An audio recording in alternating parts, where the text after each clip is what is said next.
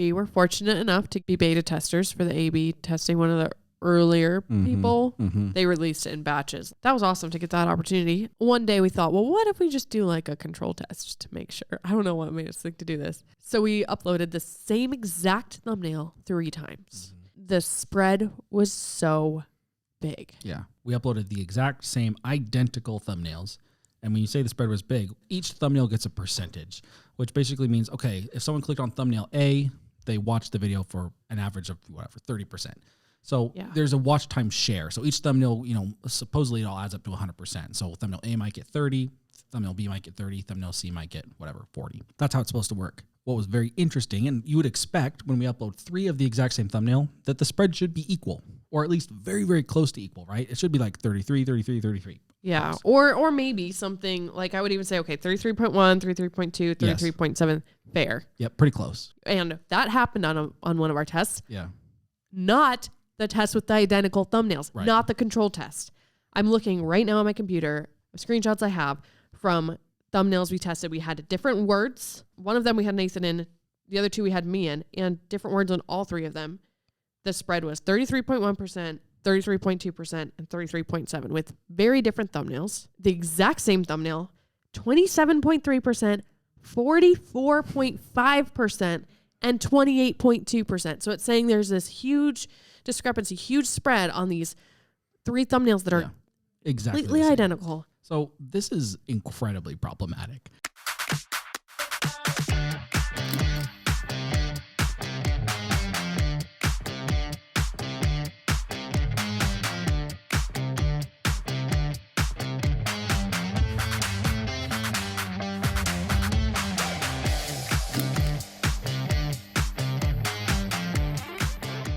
Welcome back to the Creator Files podcast. It's stupid things that YouTube does. We're just talking about stupid features. There's a lot. And features we wish that were there. So it's stupid that it's not a feature. And we have something secret in this episode that we've been holding back for months. Like, should we talk about it? Do we talk about it yet? Right. And we're just deciding we're just going to go for it on the Creator Files podcast, which is our least watched channel. Yeah, it's very likely that nobody, for those of you listening, we value you. We love you. But there's not that many of you right now. And so it's very unlikely that this goes anywhere. But that's part of the reason I think why we want to talk about it. It's been something, it's been something, man, we've been talking about this now internally for 5, 6, 7 months. Since, November, December. Yeah. So it's something that's been on our mind for a while. So anyway, first off, what comes to your mind? Stupid features YouTube has. The color feature. What? Yeah. It's this thing like by the shorts where they say like pick a color between red, blue, and green. I'm sorry if you feel left out, Nathan. Yeah. Rip me. I'm colorblind. And so you pick, don't worry, you're not missing out on anything at all. Not a great feature. You pick one of these colors and it shows you videos with thumbnails of that color. Yeah. So like green thumbnails or blue thumbnails. I just wonder, what was their thought process when they're developing this? Is it just that, we know that YouTube is analyzing thumbnails anyway. Yeah. So are they saying, okay, we're already analyzing thumbnails, so we know certain colors can, evoke certain emotions or, portray certain emotions better than others. If we're already evaluating that, maybe we can make a fun little feature out of it. Maybe that's the case. And I don't want to dog on them too hard because it's stupid, but it's not harmful. It's not hurting anything. Yeah. It's a little hypocritical because we love stupid stuff. Yeah. So to say that they shouldn't just have fun and make a stupid feature that's fun is a little hypocritical. I'm realizing we play soup salad sandwich, which doesn't make any sense. I will say the one reason why it feels a little dumb is because there are some other features that they do have that they really hype that aren't that good. Yeah. So it's just like, if you're going to spend time focusing on the silly little thing, why don't you spend that time fixing your other problems? Oh, for sure. Yeah, that would be nice. Other problems. The community tab should not be out of the studio. Okay. I hate having to go out of the studio. Yep. To get into the community tab. Yeah, that doesn't make any sense. No. It feels like it could just be one of those items on the sidebar menu. Yeah. Like where you show analytics, content, monetization. Feels like they could just put, community right there. I don't know why they wouldn't. And I wonder if it's intentional. I wonder if they think like maybe newer creators get overwhelmed by the studio, but they want them to start using the community earlier. So they're like, oh, it's less scary if it's, I don't know. No, I don't think so. I think if YouTube was worried about creators being overwhelmed, they would take away a lot of features. Yeah. YouTube, It's not where they'd start. And there's a little bit of a criticism here, but it's also something partially that I really like about YouTube is that we get so much data. Yeah. I do think to the point where it is overwhelming, where a lot of creators do end up getting overwhelmed by the data. Even the simple, 1 out of 10 ranking system, 2 out of 10, 3 out of 10. It's decent data. Like, it's good to know, but at the same time, what do you do about it? Basically, it's your mood changer. It's like, oh, I posted a video. Am I going to be in a good mood today? Or am I going to be in a bad mood today? It's like there's not much you can do after the video publishes. So it is really cool to see how your most recent video is doing compared to your other reasons, but there's nothing to do about it. And so there's a lot of data. That's probably one of my biggest gripes is like there's a lot of data that YouTube gives us that there's just nothing you can do about immediately. And they really highlight that ranking system because it is simple data. A lot of people can really easily understand it. I just wish that there was something actionable that we could do with it other than just worry about it. Yeah, especially because sometimes it's not super relevant. Like we recently posted a video that was 10 out of 10 on channel makers, but we're trying to reach a new audience. We know that our audience doesn't care about it. Like we know, I feel like I pretty much knew it was going to be 10 out of 10. Yeah. To start with. Yep. Because maybe it'll grow later. Maybe it'll gain traction with search and other eventful things that could happen in the world. But like right now, it's not, our average viewers are not going to watch it. Yeah. Because they're probably not on TikTok. It was about TikTok. But right.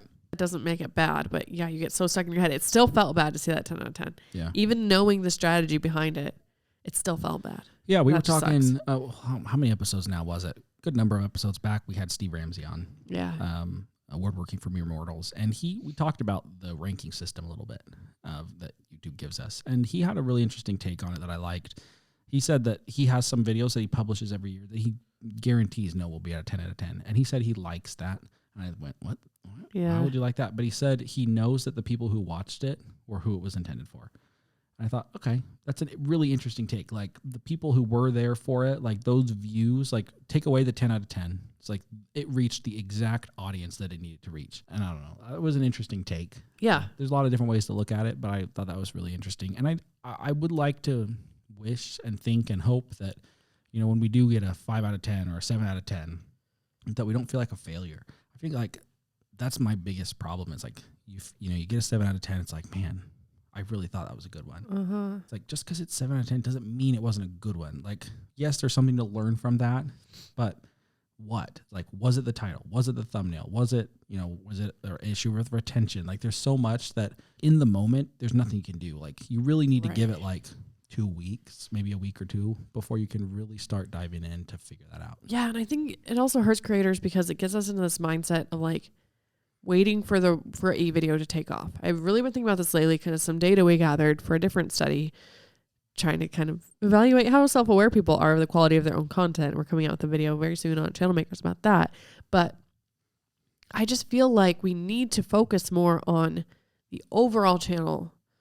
Like, how can I up my thumbnail game forevermore? Yeah. From now, and like, what can I learn about thumbnails that will make all my thumbnails going forward better? Not like, oh, this thumbnail didn't work. Maybe the next one will work. Like, without even trying to like strategically correct anything, right. or like the lighting, or what can you take and actually up your game channel wide instead of just like waiting for that lucky winner video. Right. And I feel like the 10 to 10 scale really does that to people. And I don't think it's the right mindset. I'm sure it has a place, but that's how I've been thinking about it lately is I think a lot of creators are just so hyper-focused on like, publish consistently, publish often, and wait for one to take off. Like, it's not going to work like that. Probably. Sometimes it does. Usually it doesn't. On a more serious note, emojis. You mentioned emojis. Yeah, this is not really a stupid feature that YouTube has that I don't like. It's sort of a stupid feature that I wish they had. So, when you're like, okay, imagine you're in YouTube Studio, you click on the sidebar, and there's like comments. You can respond to comments there rather than going to each individual video. Why are there no emojis there? Like, I can if I go to the video, I can type my comment and I can add emojis on my computer, I should say. If I'm in the YouTube studio and I'm seeing all the comments from all the different videos, all I get is text. I don't get any emojis. Is there like a shortcut hotkey thing you can do to but why don't, if they can put it on the video, why can't they just put it there? It just feels like it should be there. Also, it feels like the way that they show comments there, and I know you can filter it different ways, but it would be really nice if, I believe like the original comment shows up, but then if there's replies to that comment, like let's say I look at a comment, I respond to it. If someone replies to my response, it doesn't show back up there. Oh, then I actually have to go back to the video to see the response. If I responded to a comment and then they responded back to me, I wish it would show back up. Yeah. I feel like that would really help me for community engagement. So is that a matter of unchecking the filter of I haven't responded? Maybe. Yeah, maybe it is. Which I forget to do too, and then you don't see it. Yeah. Yeah, maybe. Because that's automatically applied. Yeah. Okay, so another thing is games. YouTube is putting mini games on now. And what are you talking about? This is the best feature they've had in years. Is it? I feel disrespected, and I'll tell you why. It just seems like a slap in the face of like, I like to lie to myself and pretend that YouTube is a valuable thing to have on my phone and that I'm not wasting my time because there's informational content and things that are improving my life. And then they put the games, and it just feels like this big old label, them saying, just a quick reminder, we're just trying to keep you on this platform and waste as much of your time as possible. Yeah. Is that dramatic? A little bit, but it's true. It's true. Have you played one yet? Yep. Yeah. For industry research, I'll have you know. Yeah, research purposes. I've also played one. How was it? It was all right. You know, they're just kind of like phone games. Things that you would typically think of would be on your phone. Yeah, not even amazing phone games. Yeah, they're not great. What if you were like on the studio and you're like clicking around for like hours after hours after hours, and then YouTube said, nope, you got to play a game. You got to relax for a second. Yeah, that would be fun. That could be kind of funny. And then maybe you could still choose to opt out, but just like... Because then you're on the creator side. You're working. Right. You're not like, I should really put my phone down and look at my plants and my kids and my dog. Yeah. Yeah, it's clearly more just for viewers to keep them on platform. But if they kind of played it up a little bit for like creators, it'd be just kind of a fun way to say, you know, don't take yourself so seriously. Right. Take a little break. Right. I don't know. Or your videos is 10 out of 10. Yeah. Maybe you should play a game. Yeah. It's okay. Like, today was a rough publishing day. That'd be adorable. Yeah. It'd be kind of funny. But that is not the case. Right now, it's just... Because you don't run things. If you ran things, might be. Yeah. Too bad.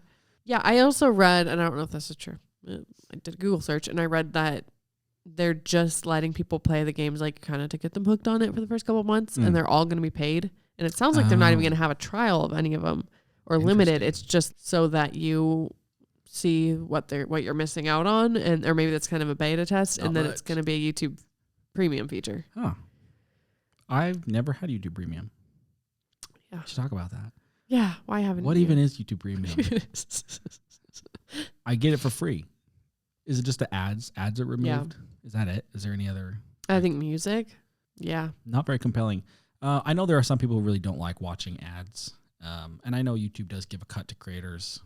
You know, if people watch their videos who are running premium, that's fine. I don't really mind the ads that much, to be honest. And YouTube definitely knows that because they are giving me a lot of ads these days. I know. They started giving me more yesterday, and I was reminded that I need to respond differently. Yeah. Start clicking away. I'm just going to start clicking on videos I don't care about so that I'm not tempted to watch the ads. Yeah, that's the problem is I'll be watching some content. It's good stuff. I was listening to a podcast on YouTube the other day, and there was literally every 15 seconds there was an ad. And it was weird because I could see the ad spots. I don't know if the creator put them there like that, but I listened through like the first 30 minutes of the podcast. But then in like the last 15 minutes, there was an ad slot every 20 to 30 seconds. Probably not the creator. If it is the creator, they should know better and not give views for it. It worked because they were like 30 minutes deep into this conversation. I wanted to hear the resolution. Yeah. And so I had to listen. And now YouTube's like, now we know. Oh, a new feature. Not dumb, I think. Curious on your opinion. The comments on the side now with the video, suggested videos on the bottom. Have you seen that? Mm-mm. It just started this week. No, I haven't seen that. Cody got it first because he's special. And then I saw it on the Channel Makers channel. I don't think it's doing it every time. Okay. Cody did say that's how it always is on the iPad, though. Oh, really? Well, let's So the comments are on this right side, like where the suggested videos are. No, it doesn't look like it is like that on the iPad. And then the suggested videos on the bottom. What's so cool about that is now you can scroll the comments without scrolling away from the video. Oh, I love that. Yeah, it's pretty great. That's awesome. It is a habit to still like scroll down to the comments so then you start seeing the other videos suggested. But if you catch yourself, then you can go back up and watch the video and read the comments and only be sort of distracted instead of distracted to a whole nother video. Do you think that that is in YouTube's best interest to keep it like that? Do you think like, because as far as like keeping people on the video itself, having people love to, you know, I'll be like watching a movie, I'll be scrolling on my phone. Yeah. Like, people love to do that type of thing and it really keeps them, I mean, that would keep them on platform if they could scroll the comments without losing the video. Yeah. Maybe they're testing because I wonder like the difference. So like if I can see the video and then I have the comments here on the side, I can do both at the same time, but then I'm not getting the value. Like that's valuable real estate for the watch next or, you know, the suggested videos. So I wonder if YouTube will get a lower click through to new videos on like that recommended or suggested bar, but if it will be offset by people just staying on the original video longer. Yeah. In a way, you're seeing more videos when you finally do scroll down, maybe at the end of the video or whenever to where the comments were, because it's like this bigger, almost like horizontal It's like view. a grid? Yeah. Like grid-like? It's pretty big. Yeah. Like maybe 3 per row, 4 per row. And so you're seeing a big block of videos if you do scroll down. Interesting. I think it's probably in YouTube's best interest. Yeah, there's a lot of features on YouTube that I just think are kind of mid, but there's also some good stuff. One thing that's really interesting these days is I feel like there's more ads like on my homepage as I'm scrolling through videos. It feels like there's a lot more ads that just look like videos than I've ever seen before. And they're doing a really good job of making them look like videos. Because sometimes I'll be like, oh, that's an interesting title or whatever. I'm like, oh, it's an ad. Yeah. So that's kind of, you know, I don't love that, but I get why they're doing it. Let's talk about Can't believe we're doing the it. big feature here. And you know, we kind of hyped this up a little bit. The reason why we hyped it up is because YouTube themselves have been hyping this feature for, I don't know, going on 9 or 10 years now. This is something that they have been talking about endlessly, promising sometime in the future. There are a lot of people excited about it. And you might be wondering, well, if that's the case, why did it end up on the stupid list? Well, we're about to tell you. It's crazy. It is crazy. Yeah. Even we went to Vid Summit last year, like there's this whole keynote about it and like so much hype. Okay. So it's a thumbnail A/B tester. Super exciting. We were right there with you, clicking on every bit of news about the launch. We were fortunate enough to be beta testers for the A/B testing. One of the earlier people, they released it in batches, like probably first like 10 and 5,000 and, you know, so on. I think we were maybe in the first like 50,000. And that was awesome to get that opportunity. So we played with it for a couple weeks and we're like, whoa, this is awesome. Like aesthetically looks really good, really easy, like user interface. Yep. It did use, if you think this is what we're going to say, spoiler alert, it's not. So they use this metric called average watch time percentage instead of click-through rate. A lot of people are mad about that. We weren't even that mad about that. Yeah. Seeing the click-through rate would have been cool, but sure, average view percentage is maybe more helpful and super interesting. The crazy thing is, after we played with this for a couple weeks, we're like, wow, it's so cool. It figures out which video is best. Then one day we thought, well, what if we just do like a control test to make sure? I don't know what made us think to do this. So we uploaded the same exact thumbnail 3 times. And the spread was so big. Yeah. So making sure you guys understand what we're talking about here. Yeah. We uploaded the exact same identical thumbnails. And when you say the spread was big, when we're talking about average watch time or whatever. So the way that they're measuring it is that each thumbnail gets a percentage, which basically means, okay, if someone clicked on thumbnail A, they watched the video for an average of whatever, 30%. So there's a watch time share. So each thumbnail, you know, supposedly it all adds up to 100%. So thumbnail A might get 30, thumbnail B might get 30, thumbnail C might get whatever, 40. That's how it's supposed to work. What was very interesting, and you would expect when we upload 3 of the exact same thumbnail, that the spread should be equal, or at least very, very close to equal, right? It should be like 33, 33, 33. Yeah. Yes. Or maybe something like I would even say, okay, 33.1, 33.2, 33.7, fair. Yep, pretty close. And that happened on one of our tests. Yeah. not the test with the identical thumbnails, Right. not the control test. I'm looking right now on my computer, screenshots I have from thumbnails we tested. We had different words, and one of them we had Nathan in, the other two we had me in, and different words on all three of them. The spread was 33.1%, 33.2%, and 33.7% with very different thumbnails. And then with this other one, and we've done this a million times, the exact same thumbnail, 27.3%, 44.5%, and 28.2%. So it's saying there's this huge discrepancy, huge spread on these three thumbnails that are completely identical. Yeah. And then on a bunch of tests, it was like pretty darn similar when we have actually different thumbnails. Yeah. So much so that there's no rhyme or reason to it. We've done dozens of tests. I put them all into a spreadsheet, and it must just be coincidence, but the tests that we have ran with the exact same thumbnail have actually totaled to be a bigger spread than the tests we have ran with drastically different thumbnails. Yeah. So this is incredibly problematic because YouTube has been hyping this tool for years and years and years. And I think that the biggest problem to me is that YouTube, whether or not they've meant to do this, small creators are looking for something to help them. And the reality is that, okay, maybe, we could just say maybe this tool works better for like a Mr. Beast channel with literally millions and millions and millions of views. Yeah. Maybe. We're not sure yet. But for like a small creator who gets 100 views per video or whatever, and there is a limit to like, you have to get a certain number of, what do they say?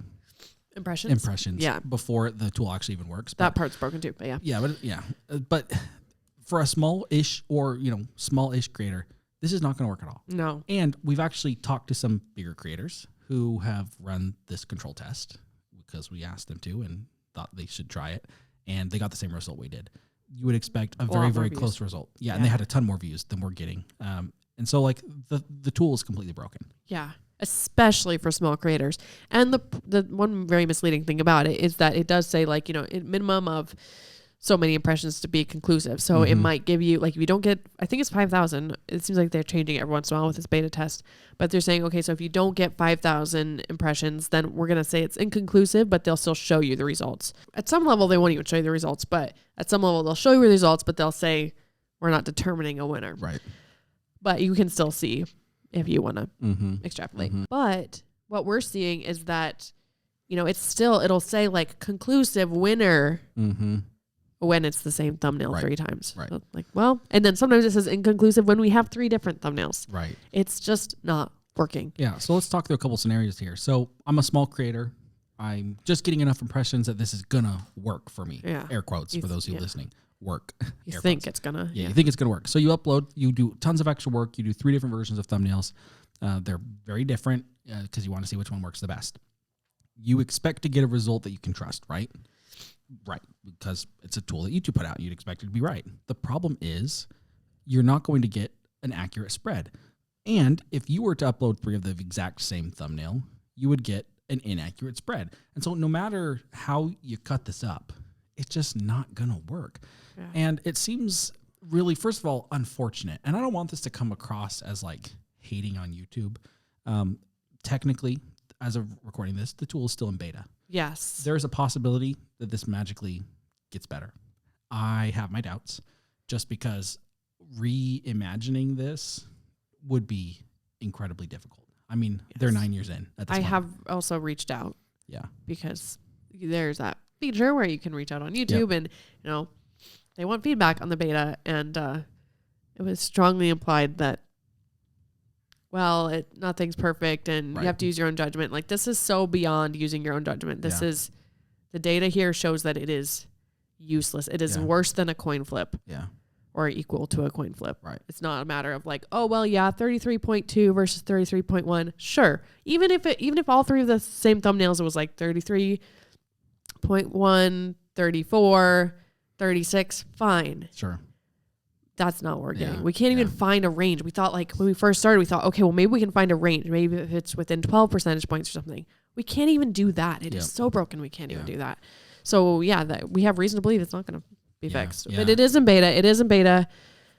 We appreciate that YouTube is putting so much work into a tool like this because I imagine it'll get better. Even if they do release it, I don't think they're just going to be done with it and say we're not improving it at all. Yeah. I think they do, and they have also said that they intend to improve it over time with more iterations and more testing. It's frustrating because I don't want people to be confused. You know, I don't want to hate on YouTube for trying to make a new cool feature, but I don't want people to waste their time or draw conclusions that are wrong. Like, words that my thumbnails don't do good or my face doesn't do well, when really it's wrong. Yeah. Well, and people are drawing those conclusions currently. Yeah, We've it's seen already happening. Other creators who have this beta, and they have said, I used the thumbnail tester and my mouth open is different than my mouth closed. Mr. Beast himself talked about that at Vid Summit. And he said, we found out that when my mouth is open really wide versus when I'm just smiling, it makes a big difference.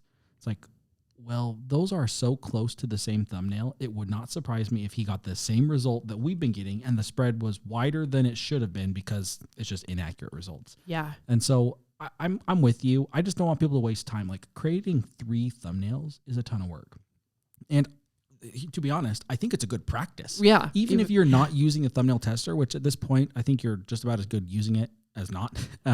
So creating the 3 thumbnails, I think it's a great practice. As we've done that even before we had the beta, we typically end up with a better thumbnail. It's just that I know small creators are strapped for resources. They're strapped for time. And if they are hoping and relying on this to make the difference for them to become better at thumbnails and retention, it's just not going to be the thing. This is not going to be the thing that's going to do it for them. And I just feel for creators who have been really hoping for this and waiting for this. Yeah, I think there needs to be a lot more transparency. Yeah. It's not, I mean, there's little disclaimers and whatever, but it looks pretty conclusive once they think they have enough data. It says winner really big. It automatically sets that thumbnail. And I think it should be better than a coin flip before they say, right. You know, use your own judgment. If it were small discrepancies, we could use our own judgment happily. Yeah. But it is quite literally useless. Like, I've tried to talk to people about this a couple of times, and I just want you to realize how bad it is. And we'll release it in a video eventually. It's not small. It's not like, oh yeah, you have to still use your own judgment. It's beyond that. Right. It's like you can really never trust it, honestly. At all. And again, I hope this doesn't come off as like too harsh against YouTube. Sorry, I'm getting spicy. No, it's good. Like, this is a problem. I think the reality is, like, there's a reason YouTube gave it to us to beta. Yeah. Right? There's a reason, whether we made it on a list or whatever, or if we just happen to randomly get it, I don't know. I don't know anything about that. But they give it out as a beta so they can get feedback. And so that's what I really hope that this does for the 50 people who will watch it. And I'm sure YouTube will watch it too. I really hope that they just take this as really good feedback, because we care enough. We really care about people succeeding on YouTube, and we want these tools to be good for them so that it can help them. It's not that. And so I feel like to some extent we're responsible to call it out how it is, because hopefully that will, not fall on deaf ears and YouTube can fix the problem. Yeah. And again, like you said, it's in beta. A lot of people have the beta version, but if you have the beta version, don't ignore the fact that it's beta. I think I've done that before. It's like, okay, yeah, it's beta, but I'm just gonna trust it anyways because I have it now. Remember it's in beta. Don't trust it yet. And I think another thing that's just really bothering me, it's not so much, we really cannot criticize YouTube fairly at this point because they haven't released it. We have our suspicions that maybe they'll release it prematurely, but they haven't. They haven't done anything wrong at this point. They're letting people beta test something to make sure it works. Yep. Other creators, especially creators that are teaching people how to succeed on YouTube, I think need to be very careful about the conclusions they draw on this. Yeah. We've seen inaccurate conclusions. Yeah. Over and over. Yeah. And again, it's just like, we wouldn't have known either. At first, we didn't know either. Of course. And we could have made our own video that said, oh, this is so amazing. It's awesome. Like, before we actually looked into it, I think we did, say some things like that. Yeah. That's fine. It's just that around here, we happen to not make a video yet. Yeah. Exactly. It's just that once you know that it's a problem, you should be responsible. Like, if you have a platform to share this to people, let them know. Like, this is a big deal. Like, we essentially as creators are all on the same team. I know, like, we all have your different channels and we're all trying to, make it on YouTube. But at the end of the day, like, we should be there for each other and we should be willing to, and not that we have to stand up to YouTube. It's just that, like, let them know how important this is to us and that we want to be behind them and back them in making this as good as possible. Absolutely. Yeah. Thanks for listening. This is kind of like our beta test of, like, I wonder how people are going to think. We don't want to seem like we're hating on YouTube or not, but we just wanted to shine some light on this. So let us know your thoughts. If you have the beta test, if you don't, what you're wondering about, hopefully we can share in an upcoming video, any thoughts you have would be great. Even if you think we're being completely unfair. Yeah. If you happen to listen to this and you have the beta test, DM us on the Channel Makers Instagram. We would love, like, we are collecting data. We've collected data from other YouTubers who have it, from them running their own tests. If you have that, we're trying to compile as much data as we can for our videos. So if you'd like to be a part of that, we would love DM that. us. We'd love it. Yeah. Awesome. Thanks for listening, and stick around for more on this later. See you guys.